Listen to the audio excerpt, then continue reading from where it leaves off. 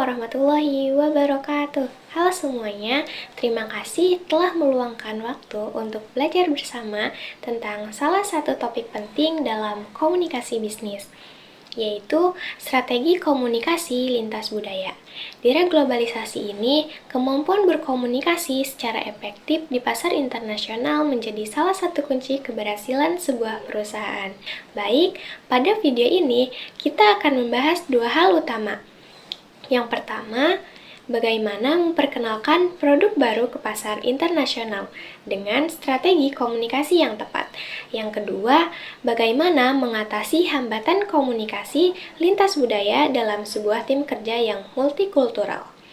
Dengan memahami topik ini, kita akan meningkatkan kemampuan kita dalam berkomunikasi di dunia bisnis global. Baik, langsung saja pada pembahasan yang pertama, yaitu strategi komunikasi untuk memperkenalkan produk ke pasar internasional. Apa saja sih strateginya? Nah, yang pertama, memahami target pasar. Langkah pertama yang harus dilakukan adalah memahami terlebih dahulu target pasar kita. Kenapa ini penting? Karena setiap budaya memiliki kebiasaan, nilai, dan preferensi yang berbeda. Misalnya, apa yang menarik perhatian konsumen di Eropa mungkin tidak efektif untuk konsumen di Asia. Langkah strategi selanjutnya yaitu lakukan penelitian mendalam tentang budaya lokal, gaya hidup, dan kebutuhan konsumen di negara yang akan menjadi target pasar kita. Contohnya, jika kita memasarkan produk makanan di Jepang, perhatikan bahwa konsumen Jepang sangat menghargai estetika. Jadi, kemasan produk harus dibuat dengan menarik dan mencerminkan kualitas yang tinggi. Strategi yang kedua yaitu pemilihan media dan saluran komunikasi. Media yang digunakan juga harus sesuai dengan kebiasaan konsumen. Sebagai contoh, di Tiongkok, platform media sosial seperti WeChat lebih populer dibandingkan Facebook. Di India, WhatsApp sangat dominan. Gunakan kombinasi media digital dan tradisional sesuai dengan preferensi target pasar kita. Dan yang ketiga yaitu adaptasi pesan komunikasi. Agar komunikasi lebih efektif di pasar internasional, pesan yang disampaikan harus sesuai dengan budaya setempat. Berikut beberapa aspek yang perlu diperhatikan. Yang pertama, aspek bahasa.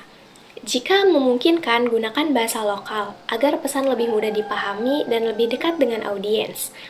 Jika menggunakan bahasa universal seperti bahasa Inggris, gunakan tata bahasa yang sederhana dan jelas agar tidak menimbulkan kebingungan. Aspek yang kedua yaitu aspek visual. Hindari menggunakan simbol, gambar, dan warna yang bisa memiliki arti negatif dalam budaya tertentu.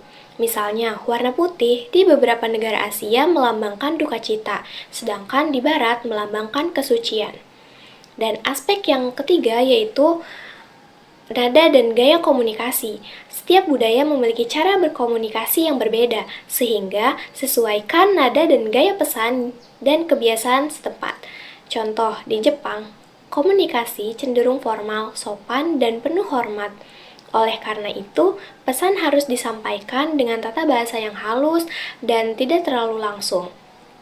Sedangkan di Amerika, komunikasi lebih santai, langsung, dan to the point, sehingga pesan bisa lebih lugas dan tidak terlalu bertele-tele.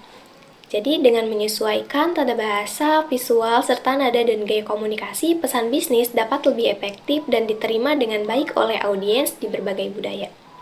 Jadi, kesimpulannya, strategi komunikasi internasional memerlukan penelitian yang lebih mendalam, penyesuaian dengan budaya lokal, dan fleksibilitas dalam pendekatannya. Penting untuk diingat bahwa tidak semua strategi komunikasi dapat diterapkan secara sama di semua pasar, karena setiap negara atau budaya memiliki kebutuhan dan karakteristik yang berbeda. Nah, untuk pembahasan selanjutnya yaitu cara mengatasi hambatan komunikasi lintas budaya dalam tim.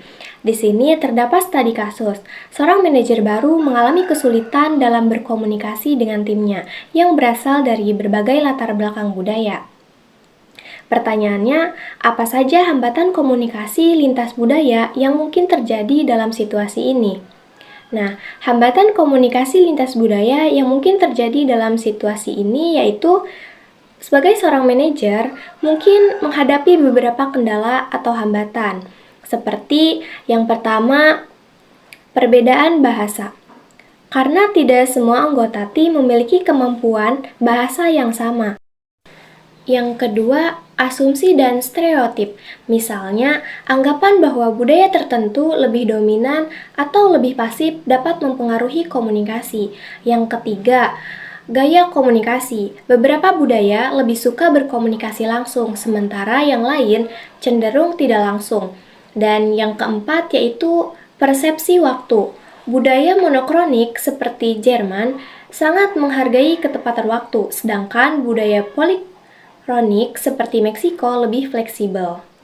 Untuk pertanyaan studi kasus yang kedua, yaitu bagaimana manajer tersebut dapat meningkatkan efektivitas komunikasi dengan timnya. Nah, cara meningkatkan efektivitas komunikasi dengan timnya, yang pertama dengan cara pahami perbedaan budaya. Dengan cara selenggarakan pelatihan tentang budaya lintas negara agar anggota tim dapat memahami kebiasaan, nilai, dan cara berkomunikasi yang berbeda-beda. Dengan memahami budaya rekan kerja, kesalahpahaman dapat dikurangi. Yang kedua, gunakan bahasa universal. Pilih bahasa yang dimengerti oleh sebagian besar anggota tim seperti bahasa Inggris. Pastikan bahasa yang digunakan sederhana dan mudah dipahami oleh semua orang. Yang ketiga, sederhanakan pesan. Hindari penggunaan kata-kata teknis, istilah khusus, atau jargon yang mungkin sulit dimengerti. Fokus pada pesan inti agar komunikasi lebih jelas dan efektif. Yang keempat, manfaatkan teknologi untuk mendukung komunikasi. Gunakan aplikasi penerjemah untuk membantu jika ada kendala bahasa. Gunakan platform kolaborasi seperti Zoom, Microsoft Teams, atau Slack untuk memfasilitasi rapat diskusi secara real time. Nah, dengan menerapkan langkah-langkah ini, komunikasi lintas budaya dalam tim dapat menjadi lebih efektif dan produktif. Selanjutnya, pertanyaan studi kasus yang ketiga. Pertanyaannya, saran apa yang Anda berikan kepada manajer untuk membangun hubungan yang lebih baik dengan anggota timnya? Nah, saran untuk membangun hubungan yang baik dengan anggota tim. Sebagai manajer, membangun hubungan yang baik dengan anggota tim sangat penting untuk menciptakan lingkungan kerja yang harmonis dan produktif. Berikut ini beberapa saran yang dapat diterapkan. Yang pertama, membangun hubungan personal dengan tim. Luangkan waktu untuk mengenal setiap anggota tim secara pribadi, seperti memahami minat mereka, budaya, dan cara kerja mereka. Hal ini bisa dilakukan melalui percakapan santai sebelum atau sesudah rapat, makan siang bersama, atau kegiatan tim. Ketika hubungan personal terjalin, anggota tim akan merasa lebih nyaman dan percaya kepada manajer serta rekan kerja lainnya. Yang kedua yaitu tunjukkan rasa hormat terhadap perbedaan budaya. Setiap anggota tim mungkin berasal dari latar belakang budaya yang berbeda, sehingga penting untuk menghormati kebiasaan mereka.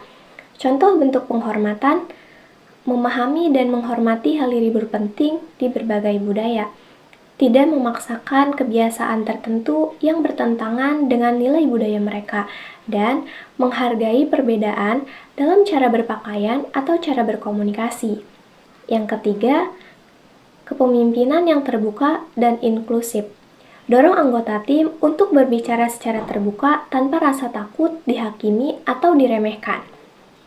Buat suasana kerja di mana setiap orang merasa didengar dan dihargai pendapatnya.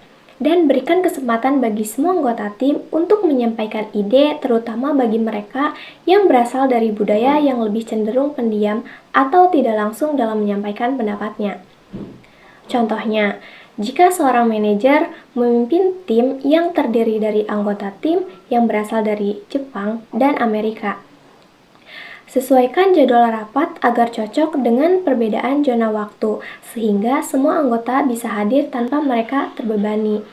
Selanjutnya, gunakan format diskusi yang menghargai perbedaan gaya komunikasi. Misalnya, orang Amerika cenderung berbicara langsung dan mengungkapkan pendapat secara terbuka, Sedangkan orang Jepang lebih menghargai keharmonisan dan mungkin tidak langsung mengutarakan pendapatnya di depan umum.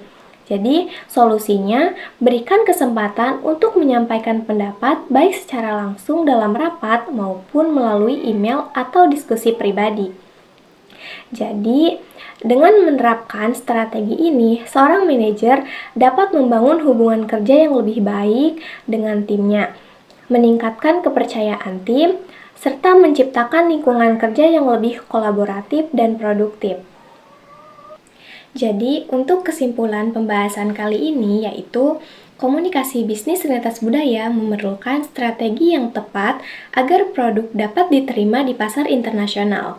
Selain itu, dalam lingkungan kerja yang terdiri dari berbagai budaya, diperlukan pendekatan khusus untuk mengatasi hambatan komunikasi agar kerja sama tim tetap efektif. Dan dengan menerapkan strategi komunikasi yang sesuai, perusahaan tidak hanya dapat berkembang di pasar global, tetapi juga menciptakan lingkungan kerja yang harmonis dan produktif. Untuk sukses dalam dunia bisnis internasional, jadilah seseorang profesional yang peka terhadap perbedaan budaya. Teruslah belajar dan beradaptasi agar mampu menghadapi tantangan komunikasi lintas budaya dengan lebih baik. Mungkin itu saja yang dapat saya sampaikan, kurang lebihnya mohon maaf. Wassalamualaikum warahmatullahi wabarakatuh.